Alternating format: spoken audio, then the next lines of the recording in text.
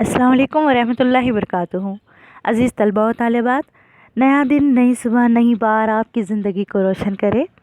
प्यारे बच्चों, जमात दहुम के उर्दू निसाब से हमने हिस्सा नज़म से चौथी नज़म प्रीत का गीत देख चुके हैं अल्हम्दुलिल्लाह।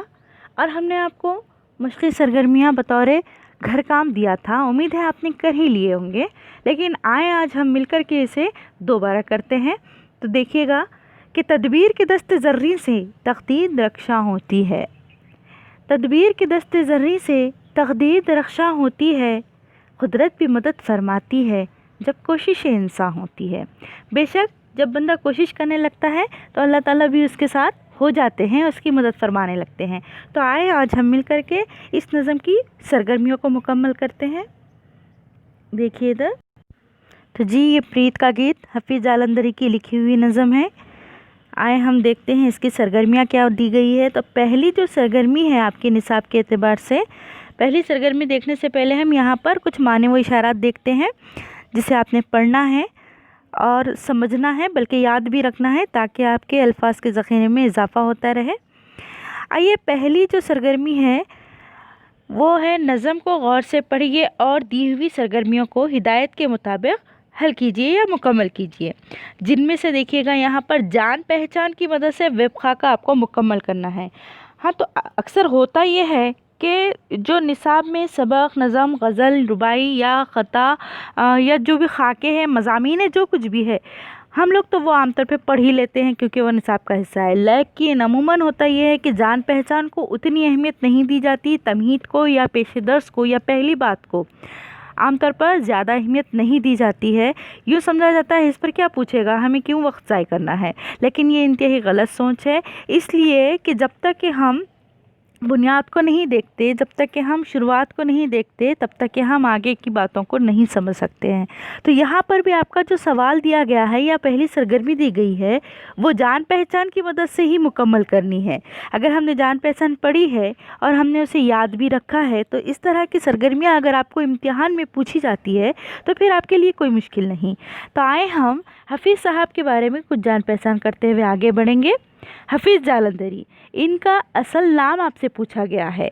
इस सरगर्मी के मुताबिक आपको असल नाम लिखना है। उनका असल नाम है हफीज़, मोहम्मद हफीज़। उनका असल नाम मोहम्मद, देखिएगा मोहम्मद हफीज़ है। अब हम इनकी अगली सरगर्मी की तरफ बढ़ते हैं।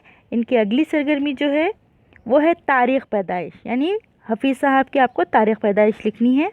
तो आए देखें जी, इनकी तारीख़ पैदाइश है 14 जनवरी 1900। ठीक है, अब हम अगली सरगर्मी देखते हैं। आपको पूछा गया इनका पहला शेरी मजमुआ।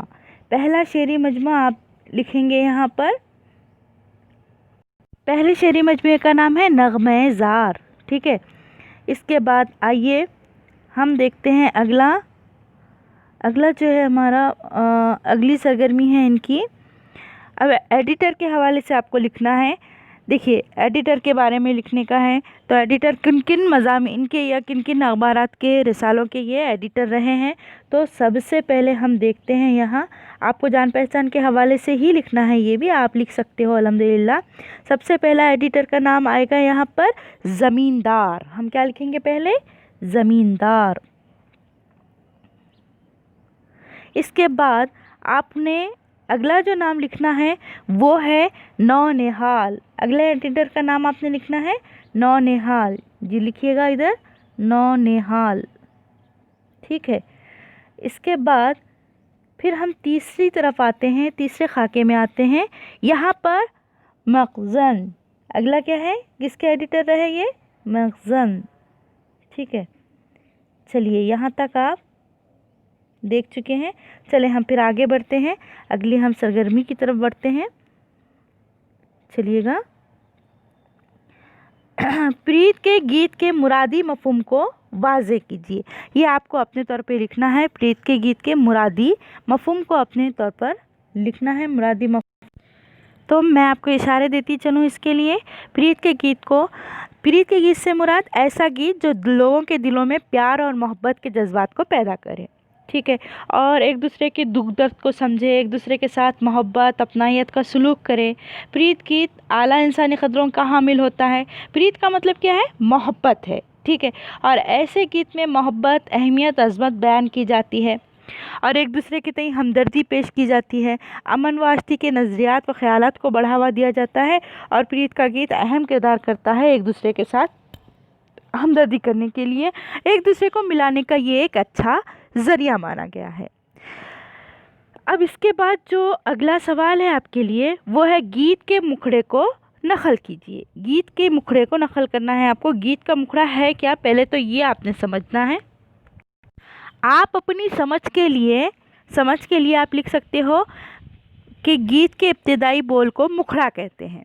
गीत के जो इब्तिदाई बोल होते हैं उसे मुखड़ा कहते हैं। तो और आप बाद में क्या लिखेंगे आगे, अपने मन में प्रीत बसा ले, अपने मन में प्रीत, ये बोल क्या है, गीत का मुखड़ा कहलाते हैं। ये बोल प्रीत का या गीत का मुखड़ा है। अपने मन में प्रीत बसा ले, अपने मन में प्रीत, ये लिखना है आपने। इसके बाद अगला सवाल है भारतवासियों से शायर की इल्तिजा बयान कीजिए। भारतवासियों से शायर ने किस तरह से इल्तिजा की है वो आपको बताना है, लिखना है। तो देखिएगा इधर, भारतवासियों से शायर की इल्तिजा है कि वो अपने पुरखों की पुरानी रीत यानी कि प्रीत को फरामोश ना करे। शायर गुजारिश करता है भारतवासियों से, भारत के रहने वालों से, भारतीयों से, कि अपने पुरखों की, आबा व अजदाद की जो रीत है या रिवाज है या मोहब्बत की जो उनकी रीत रही है उसको फरामोश ना करे, बल्कि अपने दिल में बसाकर दिल की दुनिया को भी रोशन करे और नफ़रत व अदावत के जज्बात को दिल से निकाले, एक दूसरे के तई अपने दिल में हमदर्दी और मोहब्बत के जज्बात को बढ़ावा दें। ये रिक्वेस्ट है उसकी, यानी रिक्वेस्ट तो नहीं लिखेंगे आप, ये उसकी गुजारिश है या इल्तजा है। आगे देखते हैं, हिंदुस्तानी पस मंज़र में गीत के उन्वान और गीत की ज़बान पर अपनी राय दीजिए। हिंदुस्तानी पस मंज़र में गीत के उन्वान और गीत की ज़बान पर आपको राय देनी है। तो हम देखते हैं किस तरह से यहाँ पर पेश किया गया है हिंदुस्तानी। देखिएगा, हिंदुस्तान क्या है, तरह तरह के नज़रियात, अक़ायद, रसूमात और मज़ाहिब वग़ैरह का मस्कन है। कई तरह के लोग यहाँ रहते हैं। मैं सिर्फ आपको इशारे दे रही हूँ, आपको अपने तौर पर जुमले बनाने हैं। मुल्क की तरक्की व तामीर और अमन व आष्टी की बका के लिए यहाँ के लोग एक दूसरे के साथ इत्तेहाद व इत्तेफाक से रहना बेहद ज़रूरी है। तब कहीं जाकर हमारा मुल्क एकजुट रह सकता है, मजबूत व मुस्तहकम बन सकता है। इसके लिए इत्तेहाद के जज्बात, इत्तेफाक के जज्बात का पैदा करना हमारे लिए ज़रूरी है और इत्तेहाद व इत्तेफाक के जज्बात पैदा करने के लिए गीत बड़े कारआमद साबित होते हैं, क्योंकि इनमें मोहब्बत व यगानगत का पैगाम होता है। और चूँकि गीत बुनियादी तौर पर हिंदी की देन है, इसलिए इनमें हिंदी ज़बान के अल्फाज कसरत से होते हैं। इसी मुनासिबत से गीत का उन्वान भी प्रीत का गीत जैसा रखा गया है। ये बहुत मौजू माना जाता है, इसलिए कि यहाँ पर हिंदी अल्फाज का बहुत ज़्यादा इस्तेमाल है। ठीक है, इसके बाद हम देखते हैं अगला सवाल। अगले सवाल में शायर ने कहा है कि शायर के मुताबिक नफ़रत के मर्ज़ के इलाज और इसके मौलिज को वाज़े कीजिए। नफ़रत के मर्ज़ का इलाज और इसके मौलिज को आपको बताना है। शायर क्या कहता है, शायर के मुताबिक नफ़रत का इलाज क्या है, प्यार और मोहब्बत है। नफ़रत को किससे हटा सकते हैं, किससे ख़त्म किया जा सकता है, प्यार और मोहब्बत से, हमदर्दी से, हुस्न सलूक से। बाहमी मोहब्बत और यगानत का जज्बा ही नफ़रत व अदावत की दारू माना गया है। दारू का मतलब यहाँ पर आप गलत नहीं लेना है, दारू का मतलब यहाँ दवा के तौर पर इस्तेमाल होगा। तो मोहब्बत व यगानत के जज्बात ही नफ़रत व अदावत के कठिन जज्बात को ख़त्म कर सकते हैं। ऐसे जज्बात के लिए ये दवा का काम करते हैं, यानी हर दुख का इलाज प्यार है। मौलिज क्या है यहाँ पे, मौलिज इलाज करने वाला। तो मौलिज क्या बने यहाँ पर, बाहमी मोहब्बत, यगानगत जैसे जज्बात जो है मौलिज बन गए। मौलिज इलाज करने वाले को कहेंगे और इलाज यही है प्यार से, मोहब्बत से पेश आना। अगला सवाल है, प्रीत के गीत से दुनिया और घर में होने वाली तब्दीली को लिखिए। प्रीत के गीत से दुनिया और घर में होने वाली आपको तब्दीली बयान करना है। तो कौन सी तब्दीली है जिसकी वजह से दुनिया में भी तब्दीली आई और घर में भी तब्दीली आई, तो वो देखेंगे हम यहाँ पर। हाँ देखें, प्रीत का गीत हमें आपसी भाईचारे और एकता का सबक देता है। हर बात में वही बात है कि मोहब्बत है, खुलूस है, हमदर्दी जैसे जज्बात को ही उजागर करना है। दुनिया को अमन व आष्टी खुशहाली का गहवारा बनाने में ये ममदू व मामिन साबित होता है। आपस में मोहब्बत और यगानियत होगी तो लड़ाई झगड़े और फसादात ख़त्म हो जाएंगे, जाहिर सी बात है। इस तनाजुर में देखा जाए तो प्रीत का गीत जो है मुल्क व कौम की सलामती और तहफ़्फ़ुज़ में अहम किरदार अदा करता है। घर के अफराद में भी अगर बाहमी मोहब्बत हुई और अमन होगा या अमन मिटाव होगा तो फिर घर का माहौल भी खुशगवार और पुरमसरत होगा। ठीक है, इतना आपने बताना है। उसके बाद अगला जो सवाल है आपका वो है, गीत शायर ने गीत में जिन खदशों का इजहार किया है उन्हें तरतीबवार लिखिए। शायर ने गीत में जिन खदशों का इजहार किया है तरतीबवार लिखेंगे हम। जो अंदेशे हैं उसको शायर को उसको एक के बाद एक हमने बताने हैं। जैसे कि शायर को इस बात का खदशा है कि शायर जो है शरपसंद अनासिर को हटाना चाहता है। उसके लिए वो कहता है कि शरपसंद अनासिर दिलों में नफ़रत की बीज बोकर प्यार की जीती बाजी को हार सकते हैं, बल्कि हार में वो बदल देते हैं। इसी बात का उसे खदशा है और वक्त थोड़ा है, कहीं ऐसा ना हो कि सोच विचार में वक्त बीत जाए। इसलिए लोगों से कहता है कि इन्हें जो करना है जल्दी कर ले, वरना दिलों में प्यार और मोहब्बत और हम आहंगी के जज्बात पैदा करना मुश्किल हो जाएगा। लिहाजा वो कहता है कि वक्त की कमी होने की वजह से या वक्त रहते ही आपको ये तमाम काम करना है। अगली बात यहाँ पर है, या अगला सवाल है आपका, गीत के पसंदीदा बंद के मफ़हूम को मुख्तसर लिखिए और पसंदीदगी की वजह। अब पसंदीदगी की वजह तो आपकी अपनी होगी, क्यों आपने वजह पसंद किया है। ऐसे बहुत सारे अशार होते हैं जिसको आप पसंद करते हैं, या हर एक की पसंद अलग अलग होती है। मैं बस एक इशारतन बताती चलूँ, बाकी आप अपने तौर पे लिख सकते हैं। पसंदीदा शेर के बारे में या बंद के बारे में लिखना है आपने। तो आए हम देखते हैं बंद कौन सा लिख सकते हैं। इसमें देखिएगा, गीत का आखिरी बंद ज़रा ज़्यादा पसंद आता है। देखिएगा, गीत का जो आखिरी बंद है वो कुछ ज़्यादा ही खूबसूरत मालूम होता है। वो बंद क्या है, देख बड़ों की रीत ना जाए, सर जाए पर मीत ना जाए, मैं डरता हूँ कोई तेरी जीती बाजी जीत ना जाए, जो करना है जल्दी कर ले, थोड़ा वक्त है बीत ना जाए, थोड़ा वक्त है बीत न जाए, वक्त न जाए बीत, बसा ले अपने मन में प्रीत।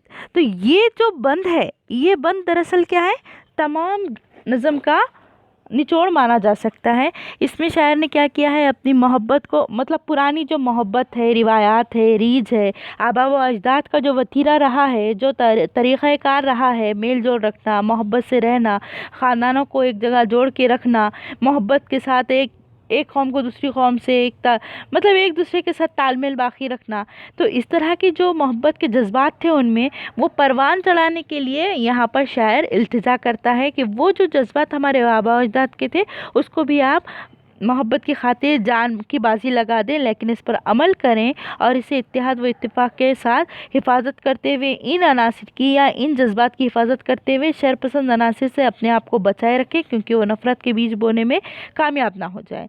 ये बंद इसलिए भी ज़्यादा पसंद है क्योंकि इसमें एकजहती का पैगाम नज़र आता है।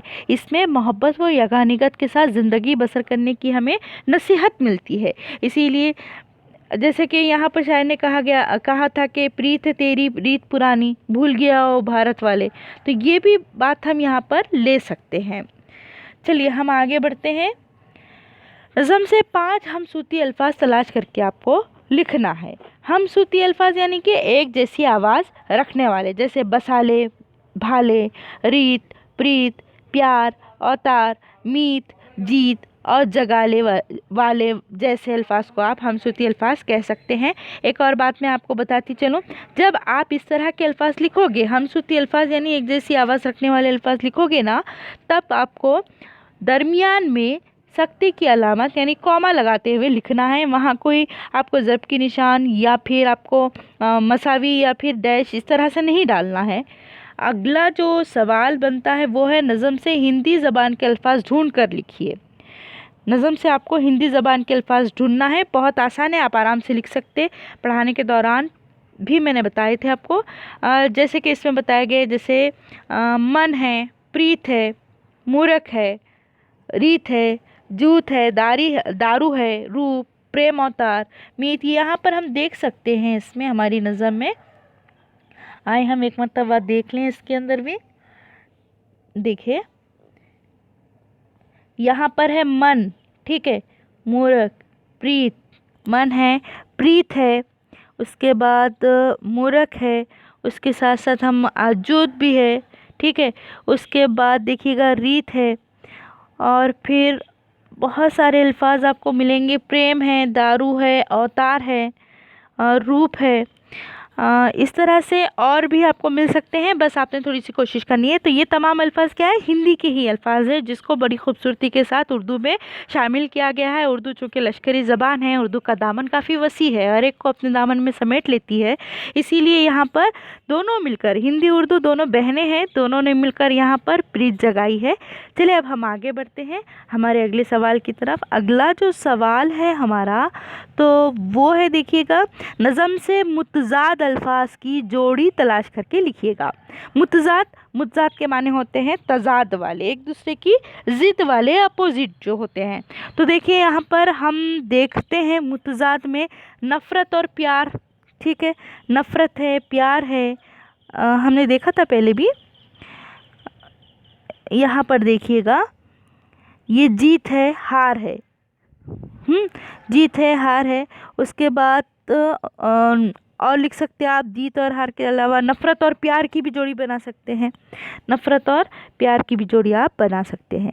चले उसके बाद हमारे पास जो सवाल बनते हैं वो है, प्रीत है तेरी रीत पुरानी, प्रीत है तेरी रीत पुरानी, भूल गया ओ भारत वाले।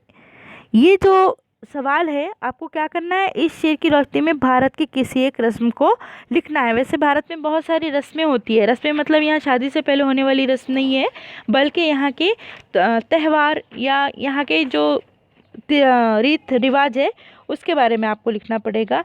तो प्रीत के बारे में आप लिखेंगे, किस तरह से यहाँ की रस्में हैं, ये आप अपने तौर पर लिख सकते हैं। कौन कौन सी रस्में यहाँ पर मनाई जाती है, कौन सी यहाँ पर त्यौहार मनाए जाते हैं जो एक दूसरे को अमन और शांति का पैगाम देते हैं, ठीक है। अल्हम्दुलिल्लाह यहाँ पर आपकी सरगर्मी मुकम्मल हुई, आप लोगों ने इसे समझकर अच्छे से करना है।